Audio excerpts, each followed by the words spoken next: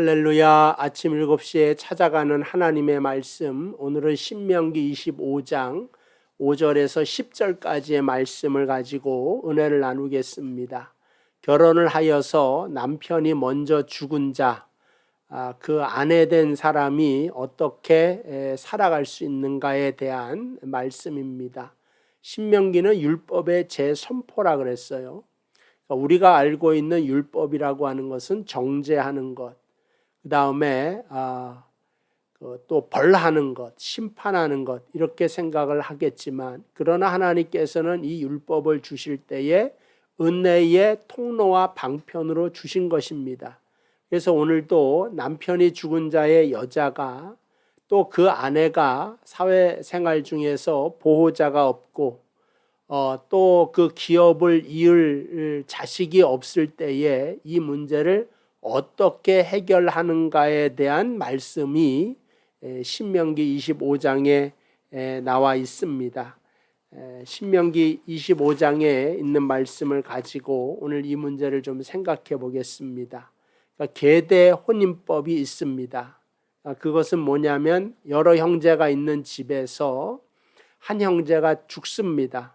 그러면 이제 아내만 남게 되는데, 아내만 남는 것이 중요한 것이 아니고 이 아내에게 자식이 없을 때, 또 남자아이가 없을 때 그 죽은 형제의 집안이 문을 닫게 되지 않습니까?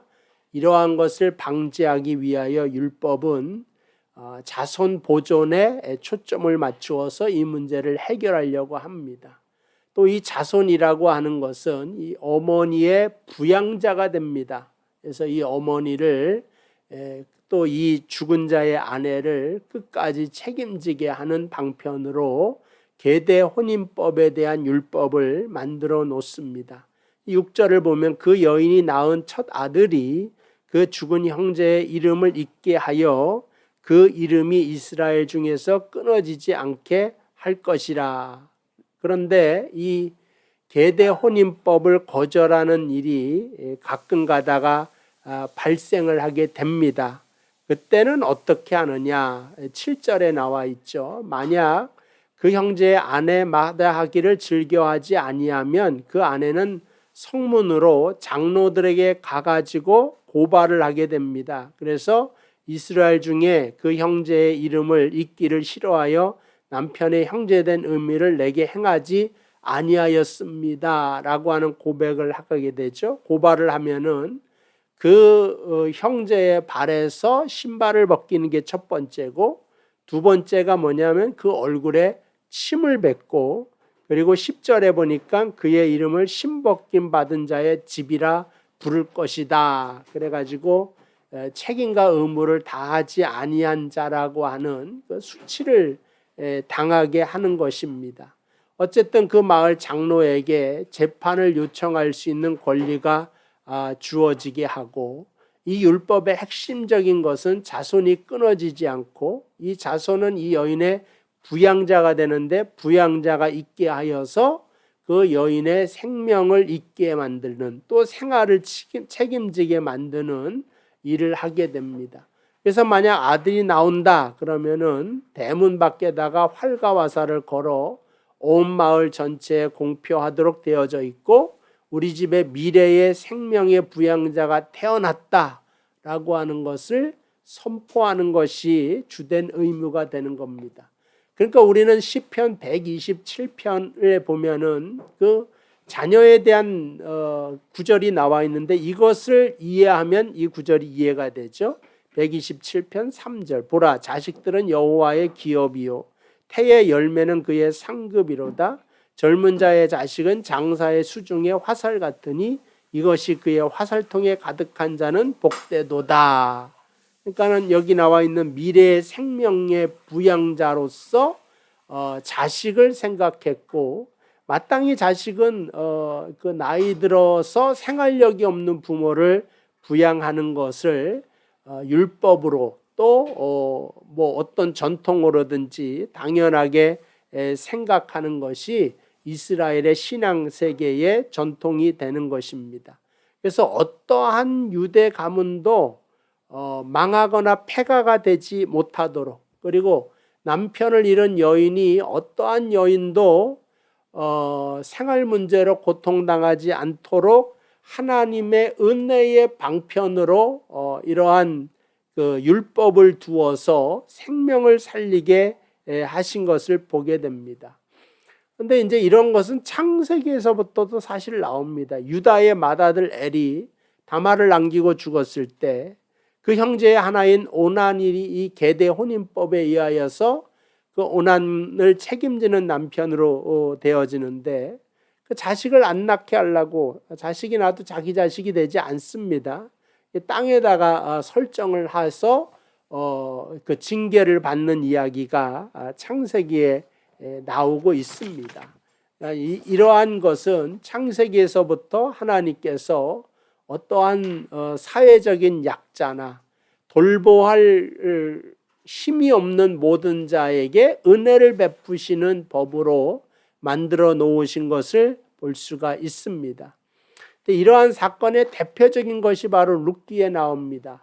엘리멜렉과 나오미 부부가 베들레헴에 사는데 흉년이 들어서 먹을 것이 없으니까 모압 땅으로 갑니다.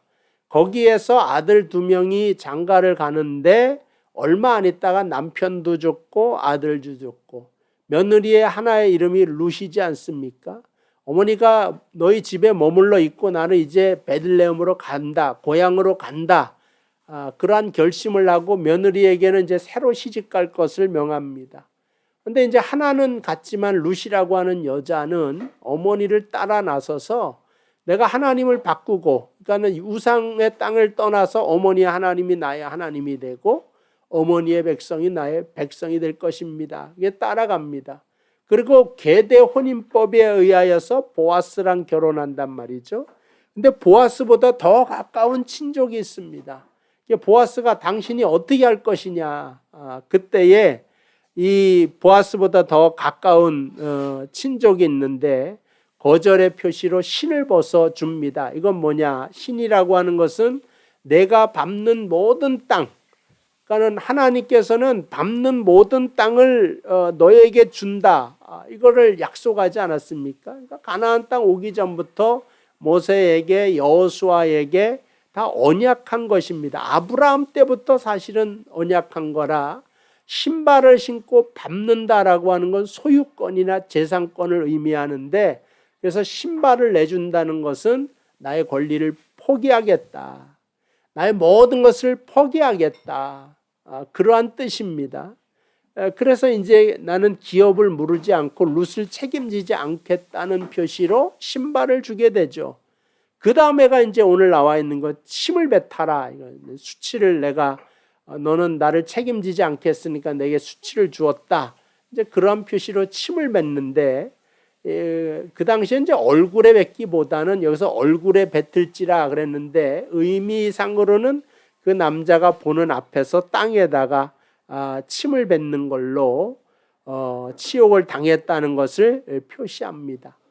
그러는 걸로 인하여서 이제 다음 형제에게 그 권한을 위임하게 되는 것을 알 수가 있죠. 그래서 룻이라고 하는 여자는 보아스는 상당한 토지와 재력을 가지고 있는 부자이지 않습니까? 그러니까 아무것도 없는 이방 여자가 이스라엘 중에 와서 유력한 집안에 모든 것이 정말 갖추어진 집안에 새롭게 시집을 갈 뿐만 아니라 13절에 그가 아들을 낳았습니다. 임신을 해서 14절에 여인들이 나옴에게 이르되 찬송할지로다 여호와께서 오늘 내게 기업물을 자가 없게 하지 아니하셨도다. 이 아이의 이름을 이스라엘 중에 유명하게 되기를 원하노라. 이는 내 생명의 회복자이며 내 노년의 복양자라. 곧 너를 사랑하며 7 아들보다 귀한 내 며느리가 낳은 자로다 하니라. 16절 나오미가 아기를 받아 품에 품고 그의 양육자가 되었다. 나오미에 대한 이야기 같지만 나오미는 그 여자의 그 외할머니가 되지 않습니까? 그리고 사실은 자신의 피는 하나도 섞이지를 않은 아이죠. 그런데 어쨌든 그 외할머니가 손주를 안고 너는 생명의 부양자를 하나님께 은혜를 받았다고 말하면서 하나님께 허락하신 복이 얼마나 큰가를 성경이 설명하는데, 그러나 진짜 자기 뱃속으로 나온 룻에게는 이 은혜가, 그러니까 아무런 연관도 사실은 없다고 할 수 있는 외할머니도 이렇게 베들레헴에 와서 풍성한 은혜를 얻었다면, 이방인 여자이지만 하나님 품에 안겨서 실제로 그 아들을 낳잖아요. 아들을 낳은 룻에게는 얼마나 영광스러운 복이 되며 은혜가 되겠느냐, 이렇게 딱 비교를 하는 거예요. 외할머니도 엄청난 은혜라고 하는데, 그럼 그 아들을 낳은 룻은 얼마나 큰 은혜가 되겠습니까? 거기다가 또 이거는 이제 다윗의 할아버지가 된단 말이죠. 또 다윗의 핏줄을 통하여 예수 그리스도가 오지 않습니까? 그러니까 하나님의 은혜라고 하는 것은 우리가 상상하는 것 이상이 우리의 미래에 기다리고 있다. 우리 하늘나라에 가서 받을 축복과 은혜가 우리의 상상과 우리의 생각 이상으로, 우리의 생각과 하나님의 생각은 다르지 않습니까? 그 모든 것이 기다리고 있음을 알려주면서 17절, 그의 이웃 여인들이 그에게 이름을 지어 이르되 나오미에게 아들이 태어났다 하여 그의 이름을 오벳이라 하였는데 그는 다윗 아버지의 이새의 아버지였더라. 이렇게 되는 겁니다. 그래서 이 율법이라고 하는 것은 벌 주는 것이 아니라 하나님의 은혜의 방편이다. 구원의 길을 내기 위하여 찾아 나온 것이다. 그리고 율법을 예수님이 폐한 것이 아니라 완성하는 의미로 십자가를 지셔서 우리에게 구원을 허락하신 것을 기억하면서 오늘 하나님의 은혜를 입은 여러분들이 오늘도 승리하며 살아가는 하루 되시기를 주님의 이름으로 축복을 드립니다. 기도하겠습니다. 하나님 아버지, 남편을 잃고 의지할 것이 없는 여인을 보호하시고 지켜주시고 그를 들어 사용하십니다. 룻이라고 하는 대표적인 여인을 통하여서 우리에게 은혜가 얼마나 크고 얼마나 하나님께서 우리에게 베풀어 주신 은혜가 풍성한 것을 가르쳐 주시니 감사합니다. 예수 안에서 사는 이 말씀을 듣는 모든 성도가 오늘도 복을 누리게 하여 주시고 하나님과 동행하는 하루가 되도록 역사하여 주시옵소서. 예수님의 이름으로 기도하옵나이다. 아멘. 자, 오늘도 승리하는 여러분 되시기를 주님의 이름으로 축복을 드립니다.